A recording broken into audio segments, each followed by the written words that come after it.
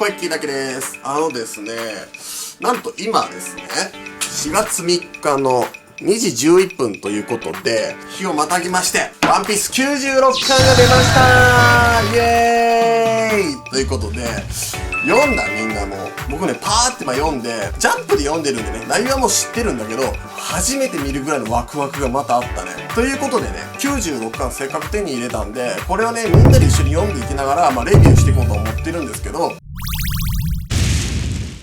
今回の単行本は大きく2つの章に分かれてると思ってるんですよね。1個目は前半部分、ロジャーの冒険。ロジャーが海賊王になるまでの冒険が書かれていて、後半はおでんのワノ国に戻ってからのお亡くなりになっちゃうまでが書かれてるわけなんですけども、これね、1巻のボリュームじゃないよね、内容が。もうこれ5巻分ぐらいのボリュームがあるんですよ。で、僕もみんなと一緒に喋りたいなってところをこうやってね、付箋を貼ったんですけど、見て、むちゃくちゃあるんですよね。これって実は、この横から見てもらったらわかるんですけど、前半部分しか貼ってないんですよ。この全部の話に付箋貼ってたら多分、夜明けを迎えると思うんですよね。ロマンスドーンを迎えると思うんで、今回は、ちょっと申し訳ないんですけど、96巻の前半部分、ロジャーの冒険のところにスポットを当てて、自分なりに考察ポイントとか情報っていうのを話していこうかなと思ってます。今日はね、高評価1000以上いったら、後半のおでんの一生、おでんの冒険をまとめたこともやりたいと思ってますので、どうぞよろしくお願いします。と言っても前半のロジャーの冒険も前回の95巻、95巻のサブタイトルがおでんの冒険なんですけど、おでんの冒険から引き続き、おでんの冒険をやってるっていう感じなんだけど、久しぶりにね、一冊丸ごとほぼ過去回想っていうのがね、ロジャーですよ、もう今回の主役はね。そう、だって表紙にもなってんもん、こうやって。ルフィとおでんを前にして、あともロジャー海賊団、白ひげ海賊団っていうことなんですけど、どんだけトータルバウンディ高いの、この組織、本当に。過去一番トータルバウンディが高い表紙じゃないこれって。しかもさ、昨日のお願いします海賊団さんとのコラボ見てもらった人は分かると思うんだけど、表紙からもうご飯10杯ぐらいいけるぐらいのボリュームあるんですけど、ちょっと早速ちょっといきますね。ぜひね、手元にコミックスを用意して、ちょっと一緒にちょっと冒険を楽しんでいこうと思います。まずね、ロジャーのことだけ喋ろうと思ったんですけども、いきなりがね、第965話、黒ずみ家の陰謀というところから始まるんで、この1話だけちょっとね、読もうかなと思っていて、この中で一番やっぱドキッてしたのが、マネマネの実だよね。そう、マネマネの実って言ったらやっぱね、ボンちゃんが持ってた実の能力なんだけども、なんと、この黒ずみオロチの前に突然現れた謎のババアも、マネマネの実を使ってるということで、悪魔の実っていうのはね、その人が死んだらどっかに転生されて、またこう、一周ぐるっと回るように新しく身になって違う人のところに宿っていくような感じの構図なんですけども、多分ボンクレイの前任者っていうことになるよね、この時系列からすると。でさ、ここのね時にそのマネマネの実の能力を説明してるババアがね実践するわけよ。こうやってパッて言ってね、その時にド美女に変わるでしょ。僕ね結構タイプなんですよ、この人が。それはどうでもいいとして、この人さ誰だと思う？みんなわかんないよね。でも意味もなくここでこのド美女出すと僕思えないんだよ。これ噂によるとこのアニメがまだここまで追いついてないかわかんないけど、髪色がね黒系統じゃないと思うんだよ。だって白のままだから。これがもし青色だったらどう？もしビリーのお母さんだったらとか考えるとちょっと深いよね。これネットでもたくさん考察上がってるんだけど、本当にまだ分かってなくて、でも本当に意味のある一コマだとこれ僕思ってます。で、しかもその下見て。これ多分ヤマタノオロチの悪魔の実の能力だと思うんだけど、このインパクトでかすぎてこっちに目がいっちゃうんだけど、この右隣にもマネマネのカシャっていうやつで変身したババアがいるんだけど、こいつめちゃくちゃ四季に似てない？ちょっと今四季の写真出てると思うんだけども、この眉毛のギュッてしたククってなってる感じとか、ちょっとあれでね、噂によるとさ、金獅子の四季ね、ストロングワールドのボスは本編で本当は登場する予定だったキャラっていう風に小田先生も明言されてるから、あの和服、あの名前からしても金獅子の四季は和の国出身であることはかなり濃いと思うんだよ。だから昔ロックス海賊団時代にここの出身の四季がこのババアと会っててもおかしくはないかなと思って、だからまた四季がねどっかで出てきたらちょっと熱いなって個人的には思ってます。そして第966話ロジャーと白ひげということで、また謎の島からこれスタートするんだけども、いきなりねもうロジャーが出てくるんですよ。もうこれがねもう最高で、その前の話からもうおでんは白ひげの海賊団のところに入ってやんちゃしてる感じがするんだけど、ここでねロジャーと白ひげが対峙するっていうところを見れるんですよね。ここが胸熱すぎて、これ最初ルスカイナに上陸したんかなと思ったんよ。猛獣がたくさんいるって書いてあったから。でも島の形状を見てるとどうも違うらしくって、過去にカラーウォークでこういう島のでっかい木みたいなやつねが書かれたことがあるんで、その島かなとも思うんだけど、これまだ謎ね。ここでさ、白ひげ海賊団とロジャー海賊団が激突するってすごいよね。で、ここで2つ判明します。技が。ガンモドキ。で、やっぱりこうね、おでんの名前なんだろうね。具の名前がこうついてるのかな。他にもこんにゃくとか出てくるかもわかんないけど。そんで、それを迎え撃ってるのがさ、なんと、ロジャー船長直々にやってんだよね。本当はレイリーとね、ギャバンが止めようとするんだけど、君たちに怪我をさせるわけにはいかんということでね、もうこの辺がなんか、エースとかルフィっぽいでしょ、なんか。そこで繰り出した技がね、カムサリ。これカムサリって今 G 出てると思うんだけど、神が猿って書くんだよ。神の天敵と言われた D の一族。この辺関係するのかな。技の名前もさ、その人の能力とかをよく表してるじゃん。だから名は体を表すってやつ。だからこの神ってわざわざつけてるあたりが、まあロジャーっぽいんだけど、なんか意味があるのかなっていう風になんか想像できますよね。んで、まあ3日3晩ロジャーとシルフィが戦い続けたと書かれてるんだけども、その後ね、なんか仲良くなっちゃってるのは、まあワンピースの定番みたいな感じだけども、4日後、奪い合いがすっかりプレゼント交換って、まあレイリーも冷静に突っ込んでるんだけど、こういうのがなんかいいよね。戦い終わった後にしっかりこう仲間になってたり宴してる感じがね。でもその下のコマがめちゃくちゃ意味深で、若き日のね、黒ひげ、マーシャル D ティーチ、あいつら見習いか。ああ、昔からいるってマルコが答えてて、強そうには見えねえが、って言ってるんだけども、その対するところで、若かりし頃シャンクスとバギーが書かれてるの。これもなんかいいよね。態度は一人前だよいって言ってるんだけど、で、今度シャンクス側のね、話になるんだけど、シャンクス、あの帽子かぶったやついるだろ。うん。あいつ昨日もその前も夜の休戦寝てねえらしいぞ。なんで生まれてこの方一度も眠ったことがねえんだとよって言ってるんだよね。これさ、ずっと長年何十年議論されてきたさ、黒ひげなんで能力2つ手に入れられてるの議論、マジで答え出てるんかもわからんね。ケルベロス説っていう。ケルベロスって冥界の番犬みたいに言われてて、寝ないんだってね。音楽聴くと寝るらしいんだけども、寝ないっていうところがまさにこの辺とリンクしてて、ケルベロスは頭が3つあるから3つまで能力を持てるんじゃないかとかね、言われてたりするんだけど、いやこれ本当にケルベロスなんかなって思わされる部分もあるんだよね。で、しかもその後ね、シャンクスが言ってるんだけど、そんな人間いるのかいいなーって、この辺がちょっとルフィっぽいですよね、無邪気で。人生の倍楽しいのかなって言ってるんですよ。この人生の倍っていうキーワード、どこかで聞いたことありませんか？そう。エースと戦ったバナロト。エースと黒ひげがかつてね、バナロトっていうところで対決したんですよね。で、その時にエースがやっとの思いでティーチを見つけた時、屋根の上からこう言ってるんですよ。ティーチ、不要な問答はやめようぜ。人の倍の人生を歩んでるお前がこの状況を理解できんわけがねえ。だからここでも、人の倍生きてるってどういうことって当時僕ジャンプ読みながら思ってたよ。マジでね。その後体の構造自体が異形だよいっていうね、マルコの言葉もあって、なんかやっぱ特殊な力があるんだろうなっていうふうにはもう思ってたんだけど、人生の倍っていうのは多分このことを指してるんだよね。つまり寝ることがないから、その分を活動できるから、人の倍生きてるっていうのはそういうことだったっていうのが伏線が回収されてると。伏線なのかどうかわかんないけど。で、その後のさ、ロジャーと白ひげの会話になるんだけどさ、ここもめちゃくちゃ楽しくって、ロジャーがね、そのロードスター島っていうその一個手前の島まで行き着いたと。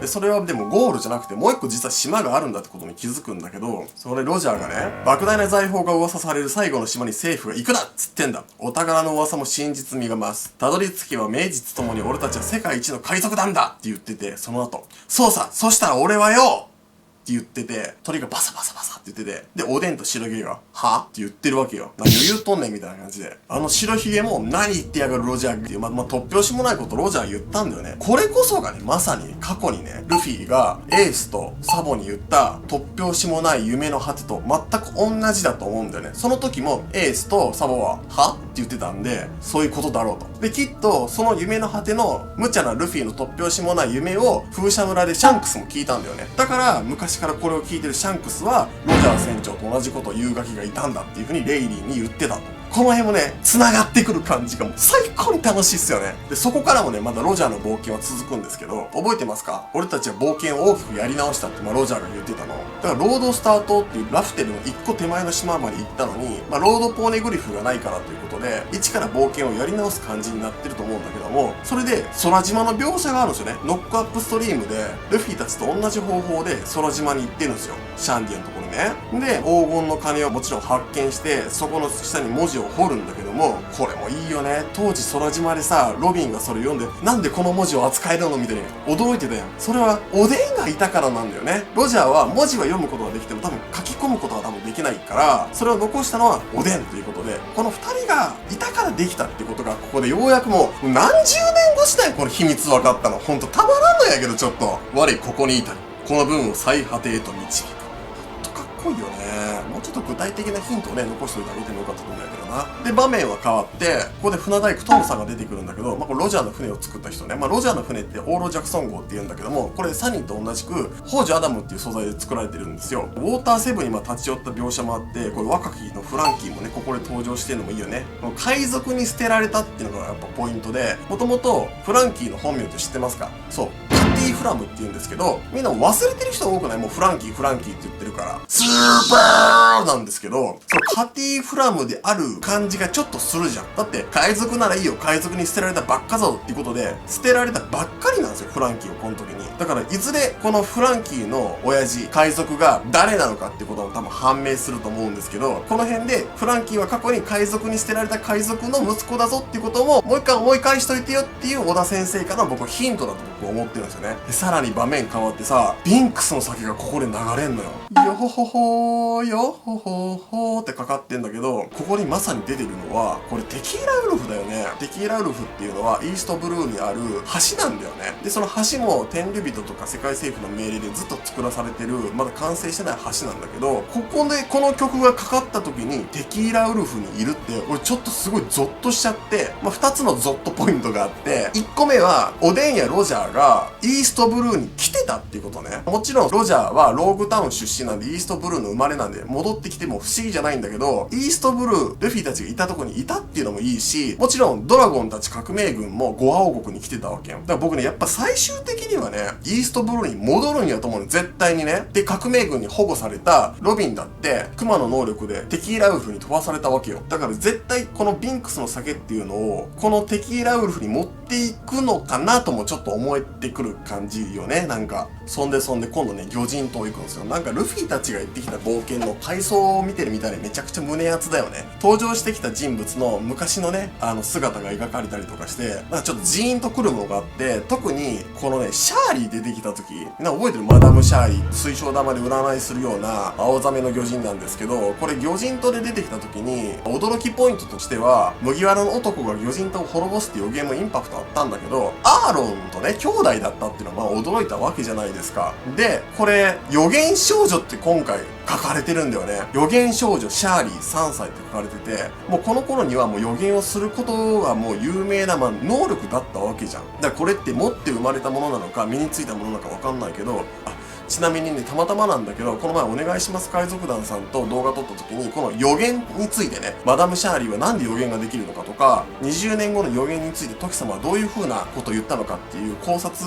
みたいなね、動画を撮ってるんで、これはね、いずれまた公開するんで、ぜひ楽しみにしてください。そんで、いよいよさ、海賊王が誕生ですよ。今まで海賊王っていう言葉すらなかったわけよ。ただ単に最終地点を目指して世界一周を目指す海賊団っていうだけやったわけよ。それが4つポーネグリフが揃って場所が分かったと。ああ、分かった。出港はいつにするって言ってね、レイリーが聞いてるんですよ、船長に。今すぐにだ！かっこよすぎる。で、たまたまその時にね、バギーは高熱を出してるんだけど、これたまたまなんかな、そこでね、シャンクスも行かなかったっていうのは、これ行ってないことは大体分かってたんだけど、バギーのためにわざわざ行ってないんだと。しかもね、この後のね、シャンクスがかっこいいでしょ。行くんだったら俺たちはいつか自分の船で行くよと。しっかりね、俺たちはって言ってるらへんがね、なんかシャンクスの仲間思いさを感じるんだよね。やっぱバギーと仲良かったなと思うんだよね。で、その次のページ。ロジャー海賊団がとうとうやったぞ。海賊ロジャーが前人未到の世界一周を果たした。ついにこの名覇者が誕生した。やつこそ海の王、海賊王だ。ドンってね、かっこよすぎるわ。もうめちゃくちゃかっこいいわ。で、そっからおでんのね、航海史みたいな、なんか日記みたいなメモみたいなのがもう朗読されたけど、それちょっと泣けるね。あの日、俺たちは世界の全てを知った。空白の100年とは、D の一族とは、古代兵器とは、もう俺たちが知りたいこと全部知っちゃってんじゃんこれっていうね。ワノ国はかつて世界と接していたのだ。本当にあった莫大な宝を目の前にロジャーはあの時、見開きで大きく笑ってた。でね、最後の島ね、ラフテル。これ去年のスタンピードでもラフテルの辻が出たけども、ラフテイルと、もう笑い話っていうことで、まさに笑ってるって。これどういうことなん？どういうことなん？ほんま、どういうことなん？これほんと。みんな、800年誰も行きつけなかったこの最後の島に名前を付けねえか？ラフテルと。かっこいいわ。かっこいいわ。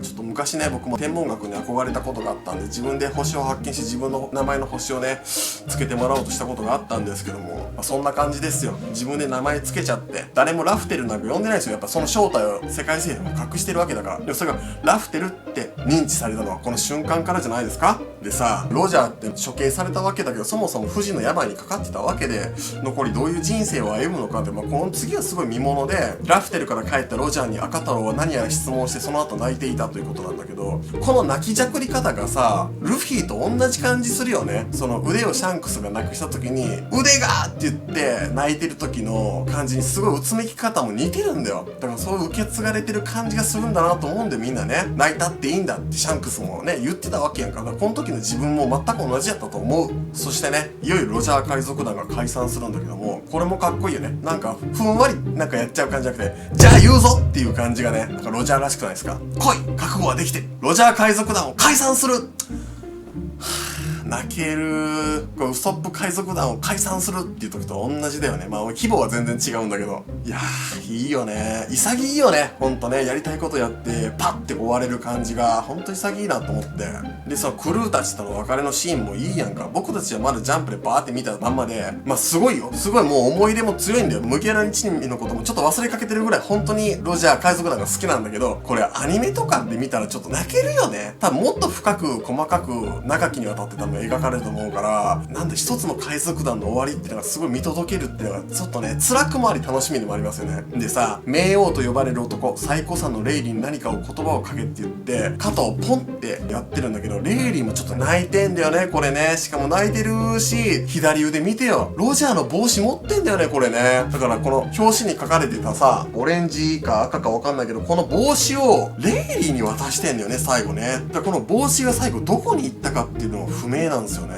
でさ、見てる人にとっては昨日かもわかんないけど、夜中に更新されたワンピースの YouTube 震えたよね。あのキャッチコピー考えた人はもう天才や思ったもんね。全伏線回収開始。いやもう全米が泣いた的な感じっすよ本当に。もうまさにそれってもうこの回にぴったりなキャッチコピーじゃないですか。ただね、新しい謎もこう増えていくんですけど、もうやっともう23年間モヤモヤしていたものがこの一瞬で解決した感じよね本当に。ほんとなんかワンピース好きになっても早23年経つわけですけども、トビン明星力って出だしね、アニメとかのね、それもここでは再び出てくるわけよ。なんかほんと感慨深いね。やっとこう一周した感じがするよ。で思いは受け継がれて現代のねルフィたちにこう託されてる感じもいいや。最後のページ見た？あれもめちゃくちゃかっこよくない？登場の仕方よね。いやもう言いたいことたくさんあるで、もう今もめちゃくちゃ回してると思うんだけど、マジで時間足りなさすぎるこの間を語るには。ほんと高評価多かったらおでんの冒険もぜひ喋らせてほしい。なので今すぐ高評価と楽しみな人はチャンネル登録だけお願いいたします。皆さん96回の感想もしよかったらコメント欄ください。また皆さんで喋りましょう。それではバイ。こいつほんまにこの悪魔の実いるのかみたいな見てたくさんあるんですけど、海軍の最終秘密兵器雑魚イ版何ベリベリの実、それバスターコールやんっていう。それはやばい。そうだから F インだったら実はもう諦めたなんて言わない君と約束し。今日も一日お疲れ様です。こやちゃんクルーのお待ちかね Twitter、LINE アットもやってるよ。絶対フォローチャンネル登録してね。お風呂の前はこやっきーチャンネル。